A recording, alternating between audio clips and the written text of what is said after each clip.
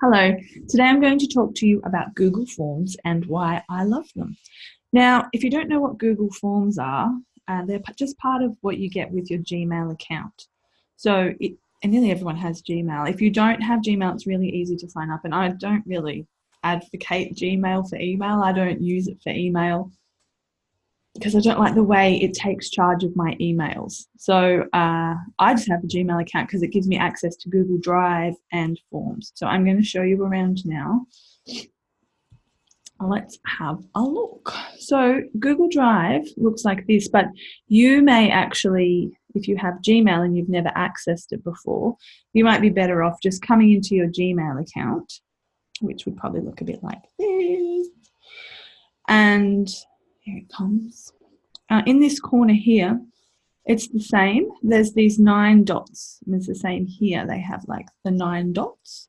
And in there, like by clicking that, you access all these different things. So you can log into your YouTube with your Gmail account. There's Google Search, just normal maps. There's all the things. I quite like it. Oh, look, you scroll down, there's more.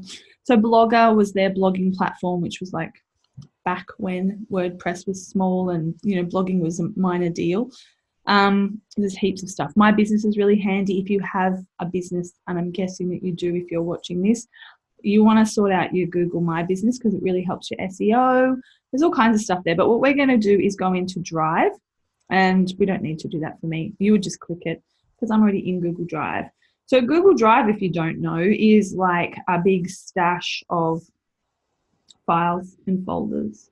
So it's really no different to your desktop files and folders, except that, if you don't have a Mac and you're not using iCloud, you could use Google Drive and then you can use it on any computer. Like I recommend that my teenage daughter uses it because then she can do her assignments at school and then she can do them at home. Or, there's lots of ways it's really handy. Anyway, and I actually pay to upgrade the storage. I think you normally get 15 gigabytes free, but because I just use it a lot and I think it's really handy, I pay for the extra storage, and it's not very much. It's like maybe $2 a month, and that's Australian dollars. So now we're going to talk about forms. Now I have some forms that I've already made. Like this one here is about if you want to get some copywriting done for a website, or if I'm making a website for you, and we're going to do the words as well. This is a big onboarding form. So you just double click into the existing form and you can edit this background color just by clicking the palette, and then you choose a different color. Oh, come on, it's just still loading, the poor old thing. Yeah, you can totally change the color. You can also choose an image. There's just heaps of ways you can customize it, make it more branded. Let's make it a guitar just for fun and see what that looks like. So you can change it up. You've got questions here, and once you've made the form, you've got responses over here, and you can look at them one by one, or you can kind of look at a summary, because some people use it for quizzes.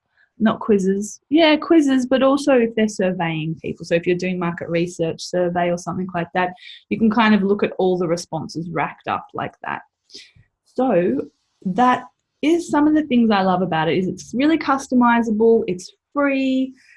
You can create loads of questions, and whenever you make questions, you've got lots of options. Like just like any form, you can write, how did you find me? And then you can have multiple choice. So I might write, internet friend, Yellow Pages or whatever, but you can also change what you are using to measure. So you can do a linear scale, multiple choice grid. There's just like loads of cool options. Short answer, long answer, multiple choice, or check boxes, drop down, all kinds of stuff. So, and then also once you've made a question, you can just drop and drag it really easily. And to move them around, basically you just grab this little dotted dots, and they just plop up and down. Plop, that's the technical term. So let's go to Drive, and I'll show you how to make one from scratch. So you just click New, and then it doesn't show up straight away. You have to go down to More, and then there it is. It pops up, Google Forms. And so basically you can give the form a name. I recommend giving it a name like onboarding. Oh no, that's pretty boring. But if it's part of a product that you're selling, so it's like the get free package. Say you have a coaching package called the get free package, and you might give some instructions like this form is important and helps you and I have a better session, or whatever you need to say about the form. If it's a survey form, you might just explain, like you might put a not disclaimer, but privacy policy there about how you're going to be using people's information. And then you need them to put their address in. That's just part of it. And then off you go. So you just click plus to add a question. You can also add a heading. So that you might use that. I like to use the headings when I'm creating what's called sections. So if we just click that, it creates a new section. So say for my website onboarding form, I had just general business info, and then I had for the about page questions, I had another section for each product. So each product that the customer has that they want us to write copy for.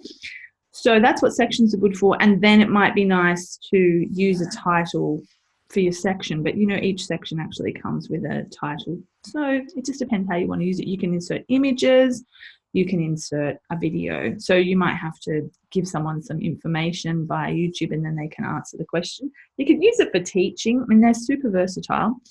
So once you've got all your questions in, so to create your question, you click the tick box and then you write your actual question. I don't think I would ever ask anyone that, but you could create multiple choice where you might go, 19 to 25, and then another one would be 26 to 36, whatever. And then you might decide you actually want them to be able to choose multiples. You can just change it over to check boxes, or you might decide you want it to be a multiple choice grid. You can do anything. There's tons of options. Once you've got all your questions ready and you're ready to send it off, there's two things you can do. You can either just send it off to the people who you want to fill it in, which is really easy. You just click send, and then you can either plop their email in here. I'm plopping again. You can put their email in, or you can get a shareable link. You can click that button to get a shorter shareable link, and you can also embed it somewhere, which is really great. You can embed it on your website, which can be really handy. Maybe I should do that on my website page. But, so from my website inquiry page, people could straight away fill in the website onboarding form, and we could just really streamline the process. You can share it on socials. It's really, really adaptable. I quite like sharing a link because it means I can put it in a button. I love putting things in buttons. And the other thing you can do is you can collaborate with someone on this form. So that's what I did with my website onboarding form, is I collaborated with my website developer. So we had a meeting, we talked about the questions, I created the form, and then I added her as a collaborator. So you click that button and then you just basically put someone's email in here and off you go. You want to make sure that they can edit. That's the only option. That's nice of them. Or you can send this link to share. So that would be someone else is going to help write the questions for the form. That's what a collaborator is. And I really love that feature. I think that's really clever. I can't get out of here. Help me escape. So that's the basic: making questions, adding a collaborator, sending it to your people who you want to fill it in. There's the customize button. So like I said before, you can add an image, you can change the colors of it, you can really customize it and just go in and add your own colors yourself. So you can add them here, custom colors, if you want to make it branded. And there's this cool thing as well, add-ons, where I've just chosen email notifications for forms, but I'm sure there's more. Oh, here it is, add-ons. So you can go into add-ons, and then there's all these really cool things that developers have created that help extend the functionality of your form. Like it lets your form do more stuff. So, pardon me, you can get it so that you get a notification whenever someone fills in a form, which would be great because pardon me, often people fill in a form and I'm just like wondering if they've actually filled it in or not. And there's quite a few of those because that's obviously something people want quite a bit. It's not just me. But, you can go through here and see. And when you kind of, hover over, then you find out, you can click and get more information about what it does for your form. So you can add them. And once you've chosen them, they just pop up here in your notes, in your add-ons icon. And you can also preview the form, so you get to see how it looks to other people who are on the receiving end of the form. We can click that button to go back to editing. And that's probably all you need to know. Settings, let's have a quick look at that. There you go. It's always handy to just go into your settings and make sure that you can see everything is as you want. And if there's any options that you want to change, make this a quiz. I bet you this is a paid thing. No. Ooh, so you can make it a quiz.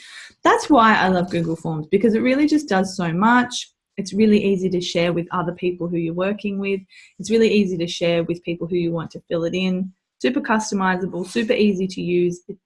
I think I said it's free. I think I'm just going to start saying things that I've already said about it.